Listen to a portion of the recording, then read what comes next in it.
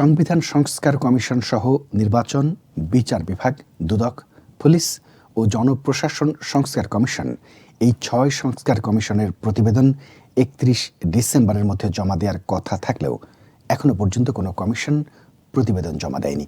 মঙ্গলবার মন্ত্রিপরিষদ বিভাগ সূত্রে জানা গেছে ৬ সংস্কার কমিশনই সময় বাড়িয়ে নিয়েছে।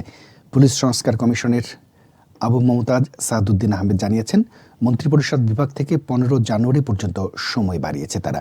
এর মধ্যেই প্রতিবেদন জমা দেবেন।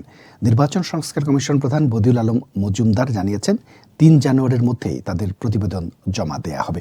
অন্যদিকে দুর্নীতি দমন সংস্কার কমিশনের প্রধান ইফতেখারুজ্জামান বলেছেন, ৩ অক্টোবর সংস্কার কমিশন গঠন করা হলেও তারা কাজ শুরু করেছে ৭ অক্টোবর। তাই ৭ জানুয়ারির মধ্যে তারা প্রতিবেদন জমা দেবেন। সংবিধান সংস্কার কমিশন থেকে জানা গেছে, আগামী ৭ জানুয়ারি প্রতিবেদন প্রধান উপদেষ্টার কাছে জমা দেওয়া হবে।